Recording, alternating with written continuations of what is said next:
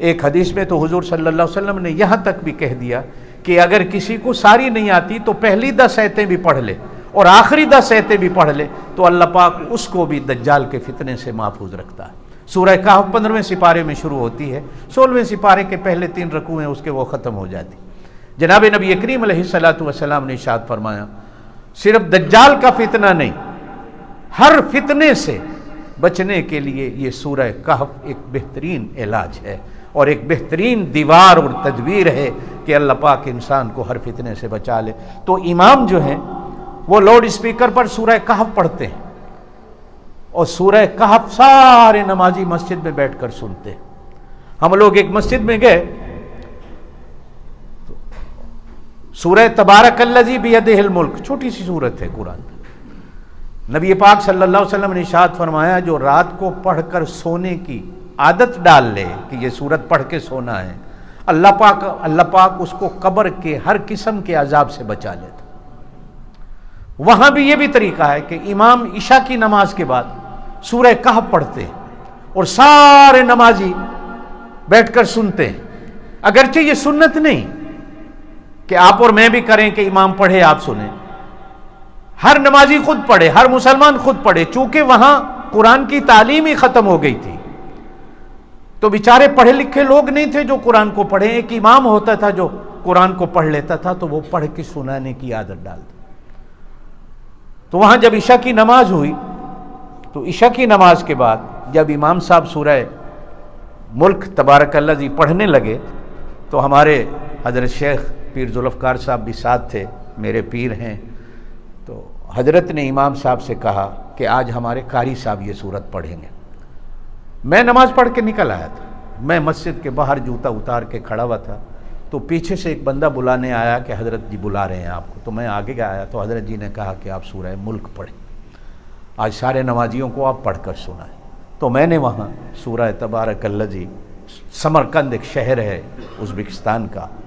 وہاں پہ حضرت خواجہ عبید اللہ حرار کی مسجد تھی، اللہ کے ولی تھے، ان کی مسجد میں بیٹھ کر میں نے پڑھی۔ تھوڑی سی عادت بنا لیں،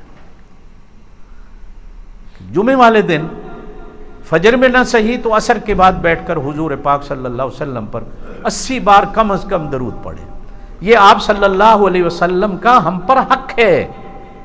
یہ نہیں کہ آپ ان پر کوئی احسان کر رہے ہیں، نہ،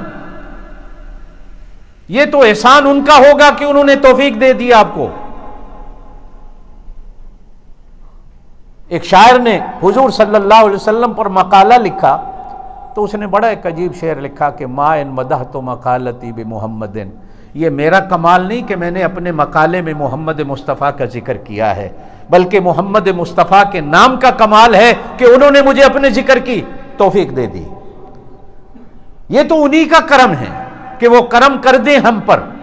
کہ ہمیں وہ توفیق مل جائے کہ ہم ان کا نام لینے کے لیے بیٹھ جائیں۔ قرآن پاک کی جب آیت اتری نبی پاک صلی اللہ علیہ وسلم پر، یا ایھا الذین آمنو، اے ایمان والو، صلو علیہ وسلموا تسلیما، نبی پاک صلی اللہ علیہ وسلم پر درود و سلام پڑھو، تو صحابہ اکرام کہتے ہیں حضور پاک صلی اللہ علیہ وسلم کا چہرہ مبارک انار کی طرح چمک رہا تھا، جس طرح انار کا دانہ چمکتا ہے۔ تو ہم حیران تھے، تو آپ صلی اللہ علیہ وسلم نے خود فرمایا یارو مجھ سے پوچھتے نہیں ہو کہ آج میرا چہرہ کیوں چمک رہا ہے؟ تو صحابہ کرام نے عرض کی اللہ جانے، اللہ کا رسول جانے، آپ خود ہی بتا دیں۔ تو آپ صلی اللہ علیہ وسلم نے فرمایا آج اللہ پاک نے مجھ پر ایک ایسی آیت اتاری ہے کہ میں ساری زندگی بھی اللہ کا شکر ادا کرتا رہوں وہ کم نہیں ہوگا، اس لیے کہ اللہ مجھ پر درود پڑھے گا، اللہ کے فرشتے مجھ پر درود پڑھیں گے، اور اللہ میری امت کو کہہ رہا ہے کہ نبی پاک صلی اللہ علیہ وسلم پر درود و سلام پڑھو۔ دوستو چھوٹی سی ایک، جہاں آپ اور میں درود و سلام پڑھیں گے، قیامت والے دن آپ کا درود و سلام اسی جگہ ہوگا جہاں اللہ کے فرشتوں کا اور اللہ کا ہوگا،